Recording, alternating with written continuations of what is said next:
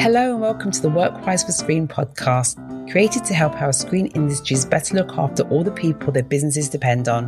And stay on safe legal ground. It's part of a growing collection of practical resources and guidance that you can dip into without it taking you forever or costing you anything. It's supported by the BFI, awarding National Lottery funding. We'll be talking with people across production, distribution and exhibition, animation, VFX and gaming about the challenges to well-being we face when deadlines and budgets are tight, and how, most importantly, to improve things. We are your hosts, Tacita Small from the Small HR Company, the HR for Entertainment one, and Keith Arrowsmith, the legal one, a creative industries solicitor and program director for WorkWise for Screen. Today we're joined by Mel Rodrigues, Chief Executive at Creative Access and Vice Chair at Women in Film and TV.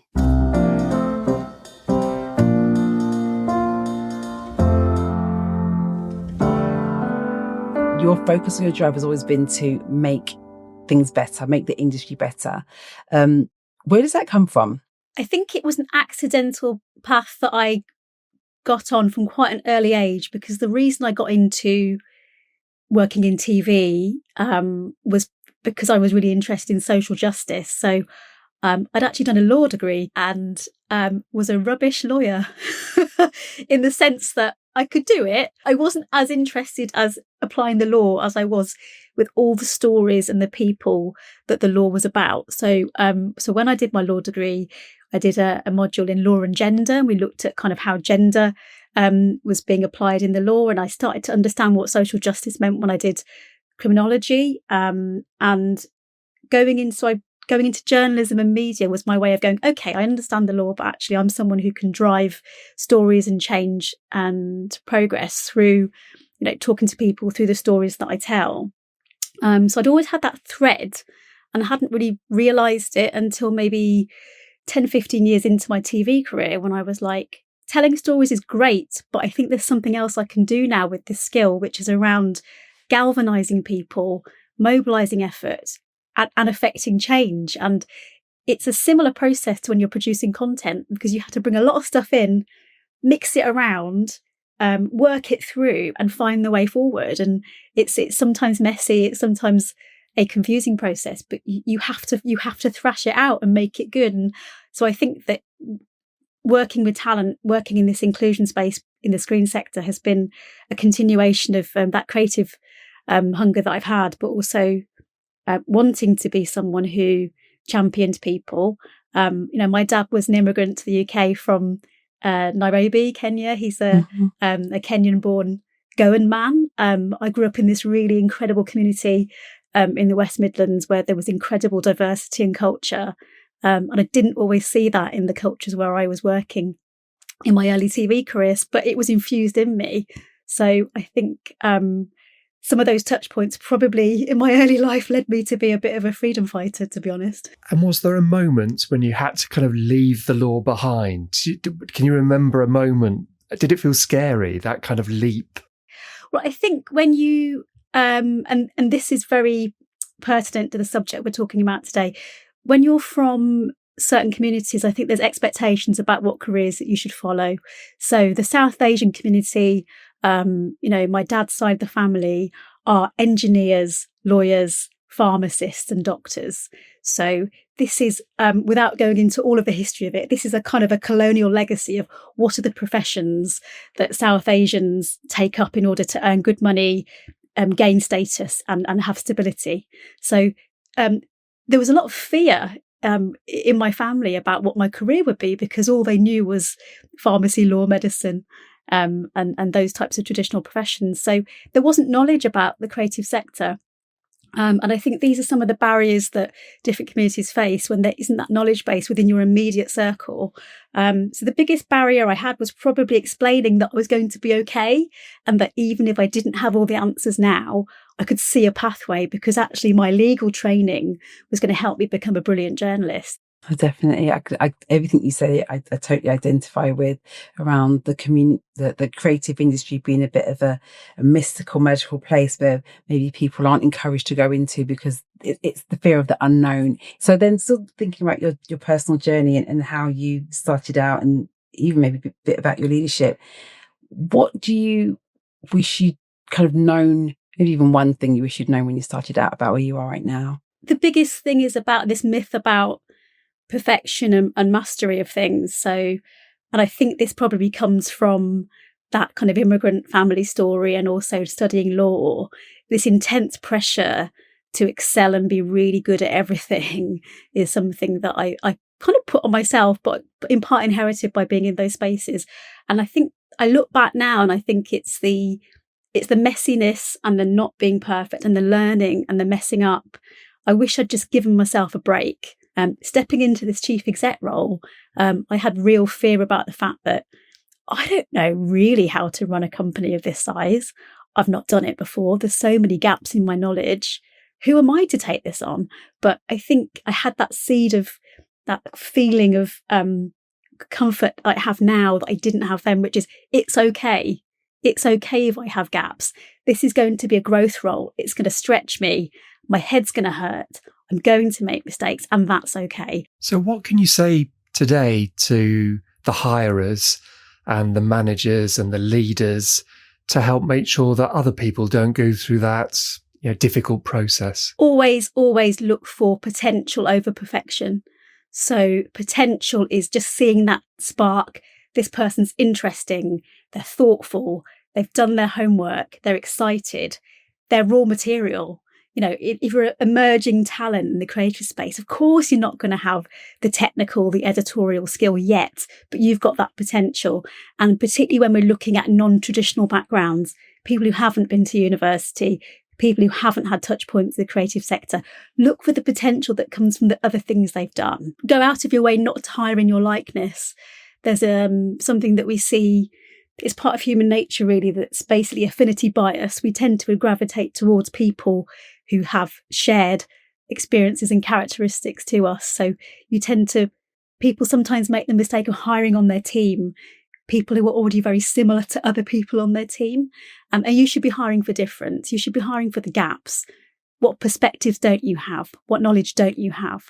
And that is the way to build an incredible team. But it's under pressure. It can sometimes be easier to go for what you know.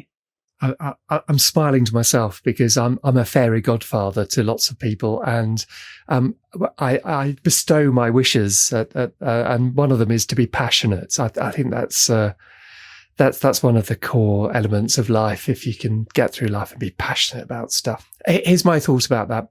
If we are looking at a process that focuses on that breadth that inclusion can bring to a project, it can bring to a company, isn't there a danger that it just ends up as a box ticking exercise? Yeah, absolutely.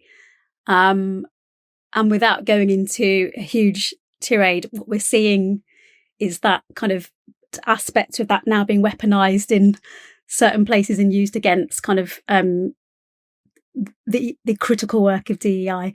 So the importance is it cannot be box ticking, it cannot be tokenistic. And this is why the work is hard, because you can't just say, we'll have a few people from that group and a few people from that group who've done our job. You've actually got to do the work of getting to know the talent, understanding their potential, understanding their skills, and understanding their skill gaps. And I think where we fall down with this box ticking culture is because there's an expectation that, well, yes, we're given, you're coming in and we're expecting you to do the work and off you go.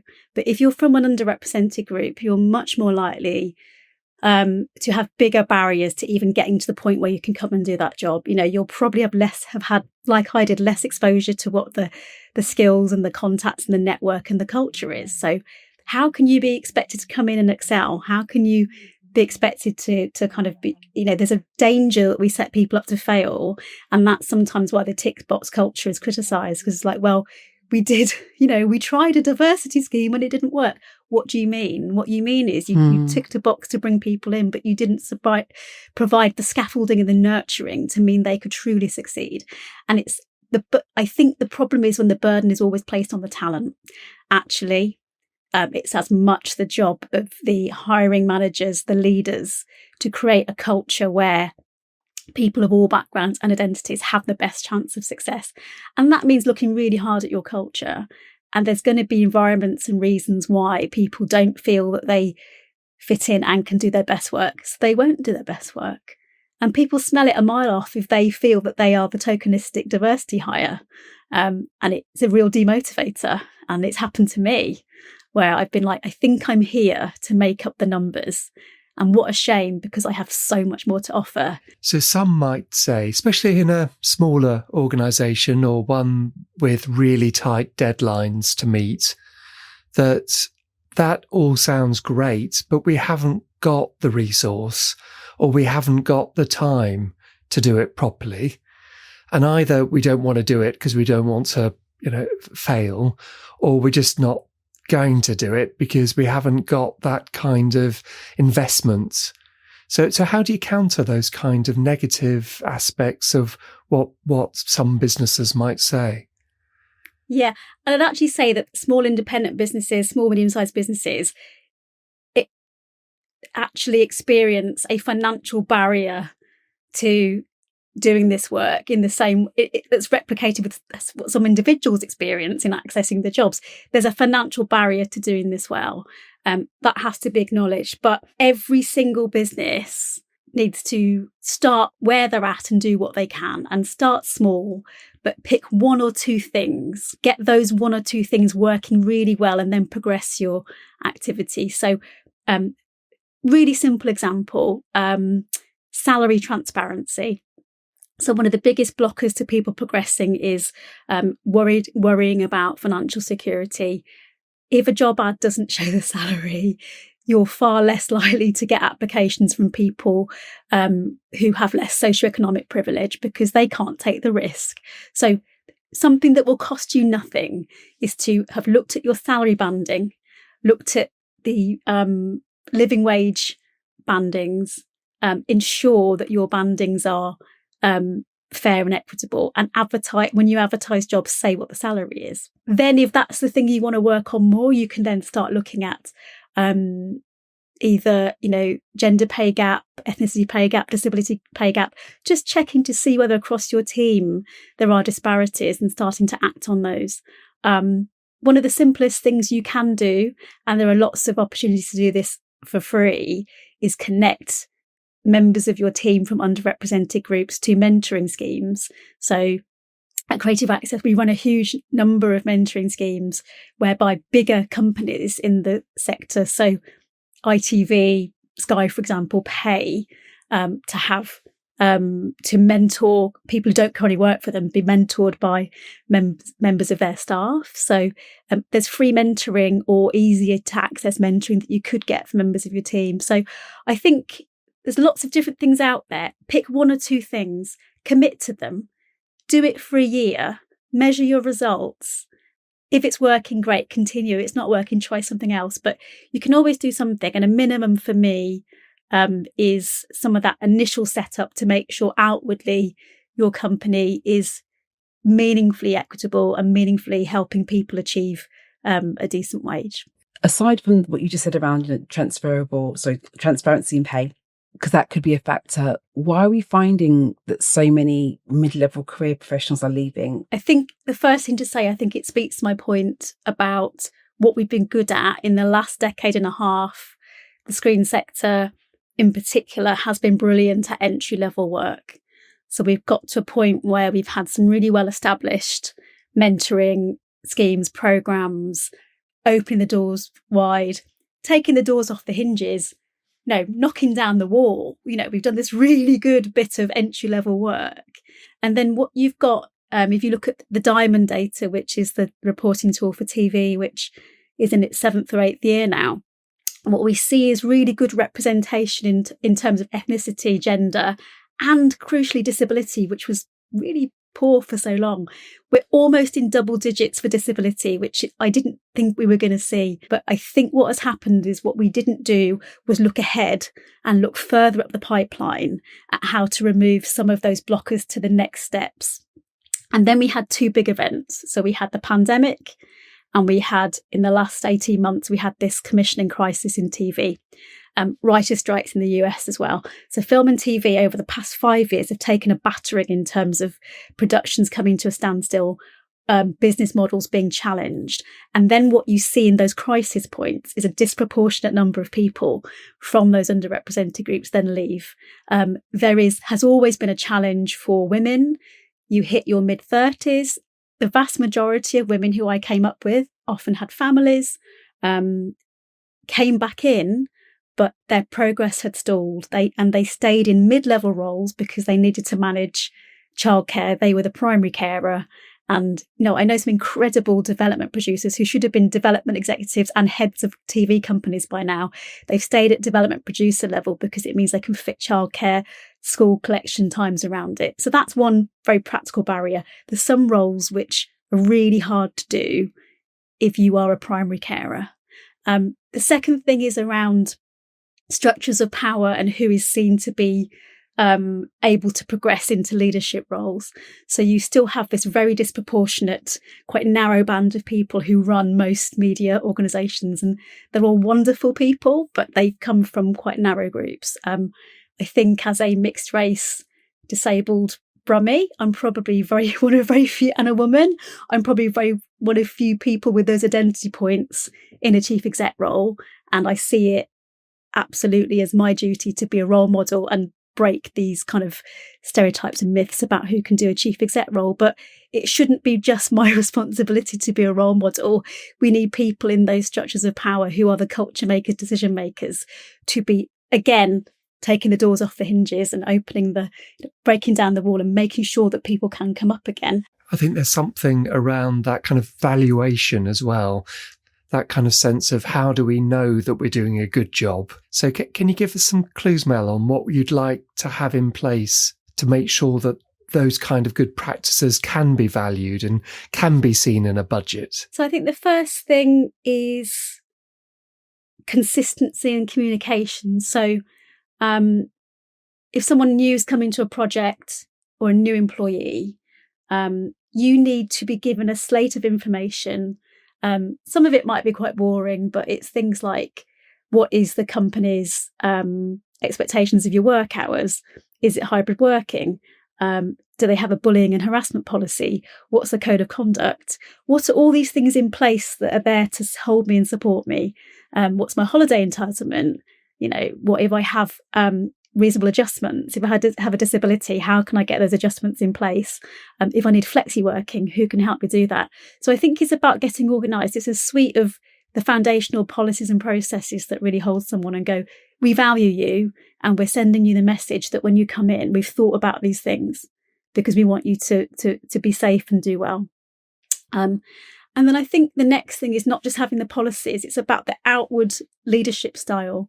So I think all team leaders or managers or hiring managers should have done inclusive line management training. They should have a level of race fluency, disability fluency. They should understand the intersecting issues around social class, and they should be confident to talk about them and understand them so that when challenges happen, they don't just shut down and kind of back off because they're scared. They can really help unpick difficult issues. So there's a level of responsibility that line managers should be taking because it's part of their role. If you can just give us that clue on how people can connect with the work of Creative Access. So easiest way to find us on socials is just search for Creative Access. Website is creativeaccess.org.uk. We have a fantastic jobs board with loads of opportunities on it. And for employers, we offer training and career support schemes for your employees, and lots of ways to engage with our community. We've got over 100,000 people in our community, some newbies, some who've been with us for 13 years. So get involved. All of our masterclasses are free. All of the work we do on behalf of talent is free to remove those kind of financial barriers. So just check out the website and come along to one of our events. Thanks ever so much, Mel, for sharing that. It's a really complicated subject and you bring a clarity to it that's so valuable. So thank you. Thank you. Thank you, Mel. You're very welcome. I've really enjoyed chatting. Thank you.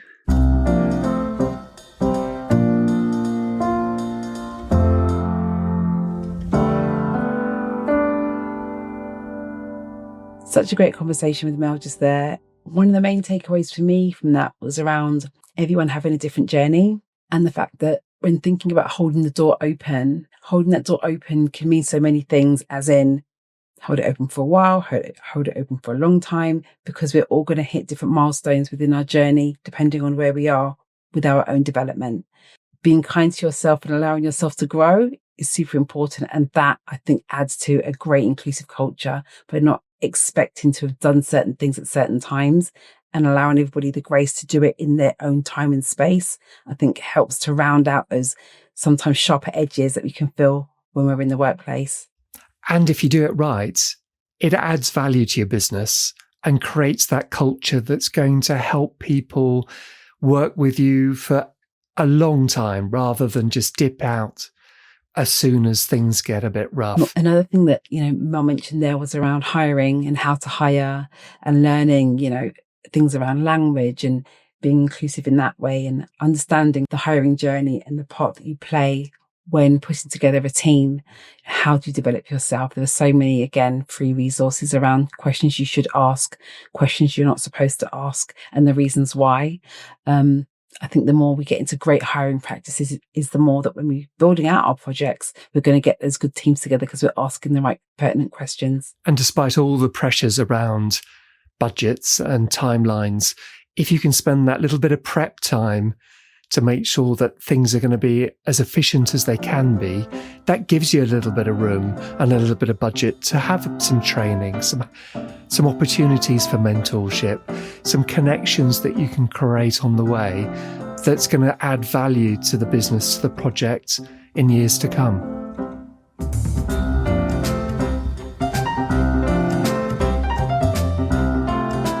Thanks for listening to the WorkWise for Screen podcast, supported by the BFI awarding National Lottery funding. Our online platform provides lots of easy to understand information and invites to our events. Visit our website at workwiseforscreen.org.uk and register for the latest updates. Please follow us on social media and join in this crucial conversation. And contact us with suggestions for future episodes, or if you can support the programme in any other way.